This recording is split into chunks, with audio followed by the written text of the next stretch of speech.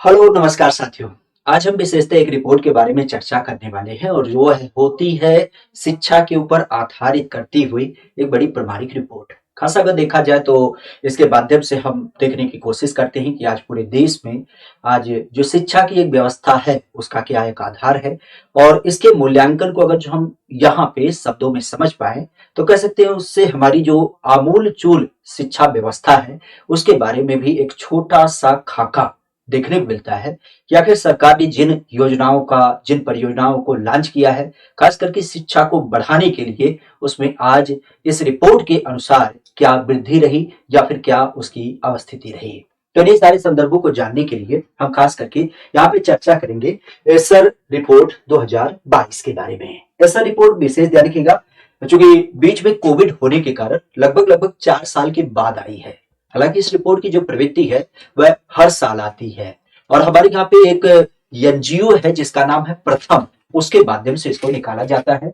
इसका पूरा नाम ही होता है annual status of education report. तो इसी आधार पे annual status of education report की जब बात की जाए जो कि आपके 2022 के रूप में निकाली गई है, किसके द्वारा निकाली जाती है तो प्रथम नाम का एक एनजीओ है, एक संस्थान है, उसके माध्यम से निकाला जाता है। और आज हमारे यहाँ पे पढ़ाई लिखाई का क्या एक संदर्भ है और किस किस सुविधाओं का कहाँ कहाँ पे डेवलपमेंट और क्या उसकी अवस्थिति है उन्हीं के बारे में जानकारी देता है। तो विशेष प्रथम एजुकेशन फाउंडेशन के द्वारा इसको 2005 में शुरू किया गया था, ये जरूर ध्यान रखिएगा। 2005 में शुरू किया गया था। यह वार्षिक सर्वेक्षण है, मतलब प्रत्येक साल निकाला जाता है। अब की बार 2022 में इसका 17वां रिपोर्ट आया है। हालांकि ध्यान रखिएगा कोविड-19 के कारण हमने बताया कि ये 4 साल के बाद आया है।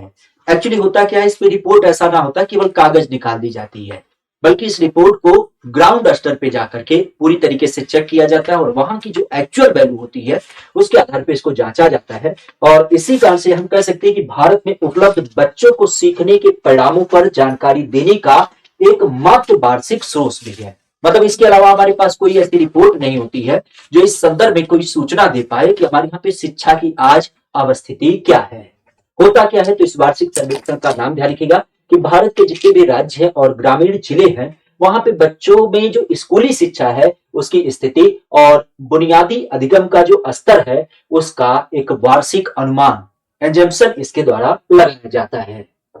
बेसिक देखा जाए तो विभिन्न प्रकार के जो और भी बड़े पैमाने होते हैं शिक्षण के आकलनों को लेकर के उसके विपरीत ASER अर्थात एसर रिपोर्ट जो होती है वह स्कूल आधारित सर्वेक्षण है। जैसा कि हमने पूर्व में बताया कोविड के कारण क्यों ना हुआ, क्योंकि जितने भी रिपोर्ट होते हैं वो बड़े बड़े कार्यालयों में हो जाते हैं, वहां पे कोई ग्राउंड रिपोर्टिंग ना होती है।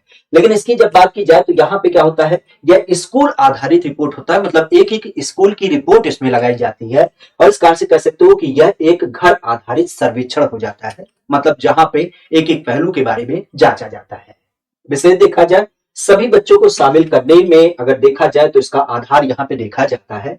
जैसे बहुत सारे बच्चे जो स्कूल नहीं गए हैं या बहुत सारे बच्चे जो पढ़ाई लिखाई छोड़ चुके हैं या बहुत सारे बच्चे जो सरकारी स्कूलों में हैं या निजी स्कूलों में हैं या यूं कह सकते हो कि विभिन्न प्रकार के जो धार्मिक स्कूल हैं या कहीं और पढ़ाई लिखाई करते हैं। तो ऐसे बहुत सारे मसले पर बहुत सारे मुद्दे पर क्या करती है यह रिपोर्ट आपकी निकाली जाती है। अब इस रिपोर्ट का क्या क्या मुख्य बिंदु रहा या क्या पर्याय रहा अगर जानने की कोशिश करें तो सबसे महत्वपूर्ण बिंदु ध्यान रखिएगा नामांकन, क्योंकि सरकार हमेशा से इस बात की पुष्टि करती है कि हमारे यहाँ पे नामांकन में पुरजोर तरीके से वृद्धि हुई है।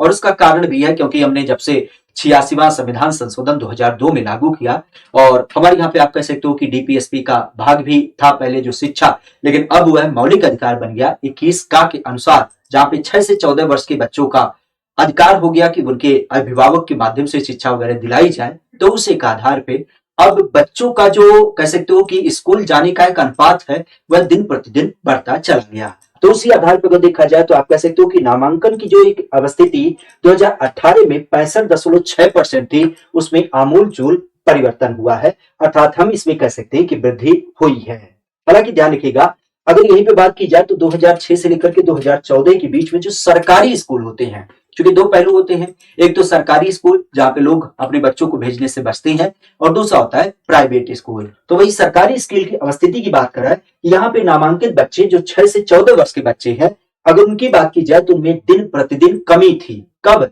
या आपके 2006 से 14 के बीच में। लेकिन इसमें अगर देखा जाए तो अब इस परिवर्तन की जब बात की जाए तो सरकारी स्कूल में अब नामांकित बच्चे अर्थात वही 6 से 14 वर्ष वाले बच्चों की जब बात की जाए तो उनमें 2018 में जो 65.6% की वैल्यू थी वह 2022 में बढ़ करके 72.9% हो गई। इसका मतलब हम यूं समझ सकते हैं कि सरकारी स्कूलों में नामांकित बच्चों की जो दर थी 6 से 14 वर्ष वाली वह बढ़ करके 2022 में 72.9% हो गई। पुनः अगर यहीं पर देखा जाए तो हमारे यहाँ पे आज वर्तमान दर की जब बात की जाए 6 से 14 वर्ष की तो वह आयु वर्ग में नामांकन दर आज वर्तमान में क्या है 98.4% है। क्योंकि ये सरकारी केवल बात की है, प्राइवेट को अगर जो हम मिला लें तो ओवरऑल जो हमारे यहाँ पे नामांकन दर है वह 98.4% है, जो कि 2018 में कहीं 97 कितना थी 2% थी। तो यहाँ पे भी आपकी वृद्धि दिख मिली, अर्थात ओवरऑल अगर हम बात करें पढ़ाई लिखाई के दर में नामांकन दर तो उसमें भी हमें वृद्धि देख मिली है पिछले साल के मुकाबले,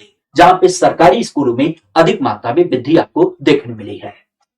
अब एक पहलू था आपके विभिन्न वर्गों को लेकर के, लेकिन उसमें भी जब हम लड़कियों की पढ़ाई की बात करें, क्योंकि आप भी जानते हैं सबसे ज्यादा कोई पढ़ाई लिखाई छोड़ता है तो वह लड़कियां छोड़ती हैं। अब उनको आधारित करते हुए अगर इसमें हम अलग से चर्चा करें तो यहाँ पे दे रहा है कि 11 से 14 वर्ष, अगर इस आयु वर्ग की बात की जाए तो यहाँ पे स्कूल नहीं जाने वाली लड़कियों की जो संख्या है उसमें कमी आई है।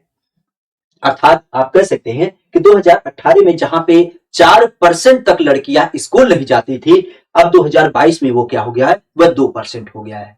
मतलब अगर जो 100 में से 4 बालिकाएं पहले 2018 में नहीं जाती थी, अब 100 में से 2 आपकी नहीं जाती है। मतलब उसमें हमने क्या किया, अचीवमेंट किया, ज्यादा से ज्यादा बच्चियां अब क्या होती हैं स्कूल जाती हैं। ये जो 4% लिया गया है ये उत्तर प्रदेश का आंकड़ा लिया गया है, अन्य राज्यों में इसकी वैल्यू और भी कम हो जाती है। 15 से 16 वर्ष की आयु, जहां पे हम बात करते हैं नामांकित लड़कियों का अनुपात, क्योंकि 2018 में कितना था 13.5% था, लेकिन अब वह बढ़ करके कितना हो गया 2022 में 7.9% हो गया। इसका मतलब इस आयु वर्ग की जब बात की जाए तो उसमें भी लड़कियों का अनुपात बढ़ा है, अर्थात अब लड़कियां ज्यादा स्कूल जाना पसंद करती हैं बजाय स्कूल को ड्रॉप करने।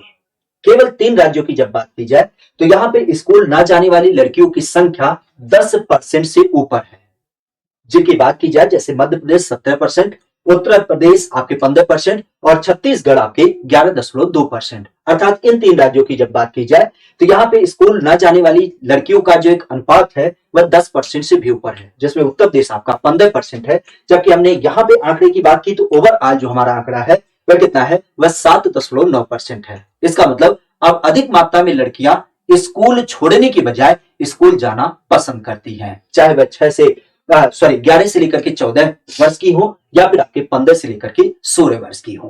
बेसिक अगर जो कुछ आंकड़ों के आधार पे कुछ विशेष अनुपातों की बात की जाए तो उनका नाम ध्यान रखिएगा, जैसे समग्र नामांकन। समग्र का मतलब क्या, कुल नामांकन।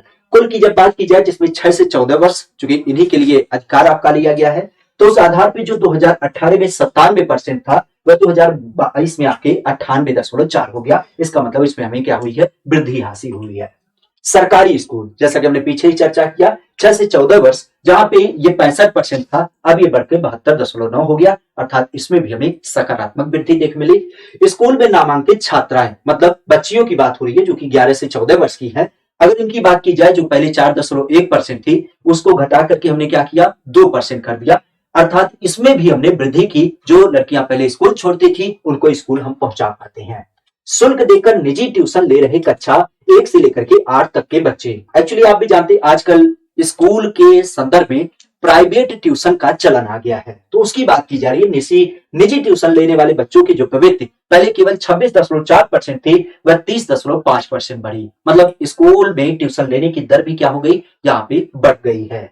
कक्षा 3 के बच्चे जो सरकारी या फिर आपके प्राइवेट विद्यालय में अध्ययन करते हैं और खास करके कक्षा 2 स्तर पर पढ़ने में सक्षम, एक्चुअली आप समझिएगा बहुत सारे बच्चे ऐसे होते हैं जो दूसरी क्लास में होते हैं लेकिन वह तीसरी क्लास में पहुंच गए होते हैं, तो वही कह रहा है कि कक्षा 3 के ऐसे बच्चे जो दूसरी क्लास के भी पाठ्य पुस्तकों को पढ़ पाते हैं, अगर उनकी बात की जाए तो उनमें क्या वैल्यू है तो पहले ये 27.3% था, क्योंकि आप भी जानते हैं बहुत इसके रील वगैरह वायरल होते थे कि ये बच्चा इस क्लास में हो गया लेकिन पढ़ नहीं पा रहा है। और बहुत सारे बच्चों का ऐसा भी आपने देखा होगा कि इतनी कम एज का है लेकिन 10वीं की परीक्षा उत्तीर्ण कर लिया। तो उसी बात को कहना चाह रहा है कि हमारे यहाँ पे जो कक्षा 3 के बच्चे थे जो सरकारी या निजी स्कूल में पढ़ते हैं, जो पहले 2 लेवल तक की पढ़ाई नहीं पढ़ पाते थे, अब उनमें भी क्या हो गई है, वृद्धि हो गई है।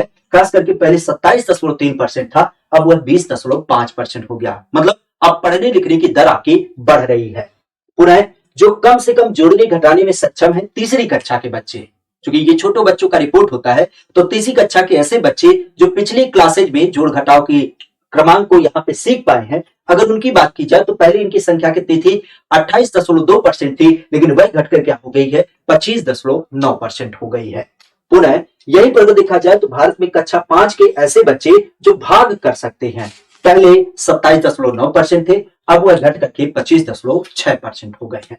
पुनः 60 से कम छात्रों के नामांकन वाले सरकारी स्कूल, अर्थात बहुत सारे हमारे, अब तो आपने देखा होगा कि लगभग हर गांव में क्या है, सरकारी विद्यालय है।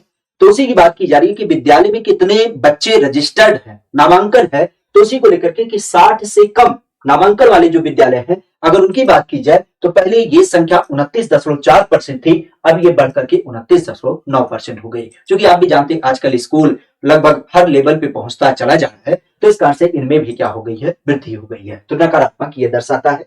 शिक्षक की उपस्थिति, सबसे महत्वपूर्ण पहलू कि हमारे यहाँ पे जो शिक्षक पढ़ाने के लिए जिम्मेदार है वह विद्यालय जाता है कि नहीं, उसकी क्या स्थिति है। तो पहले 85.4 था, अब ये बढ़कर के 87.1 हो गया है। मतलब शिक्षक अब ज्यादातर स्कूल जाने लगा है। इसके अलावा लड़कियों के लिए अलग से शौचालय, किस आधार पे, स्कूलों की संख्या के आधार पे। तो अगर इसकी बात की जाए तो ये 66.4% आपका पहले हुआ करता था, लेकिन इसमें भी वृद्धि हो गई है 68.4%। मतलब लड़कियों के लिए अलग से शौचालय आपका कह सकते हो कि बनना चालू हो गया है। पेयजल उपलब्धता, क्योंकि बच्चों की जरूरत होती है पीने का पानी, अगर उसकी उपलब्धता की बात करें तो पहले ये 74.8% था, अब ये बढ़कर के 76% हो गया। मतलब इसमें भी वृद्धि हो गई है।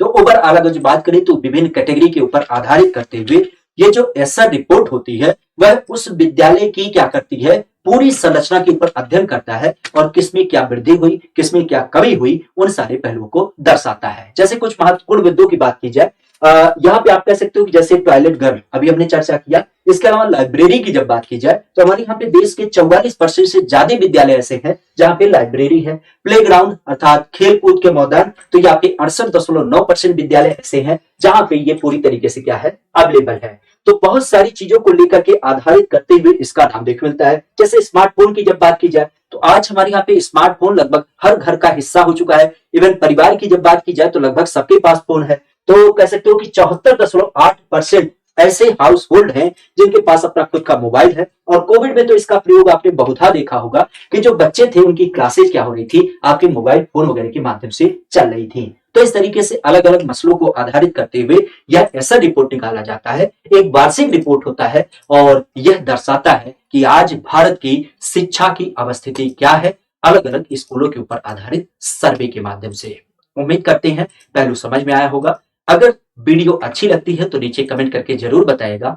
फिर से किसी नए मसले, किसी नए मुद्दे पर आपसे मुलाकात होगी। आज के लिए इतना ही। Thank you, all the best.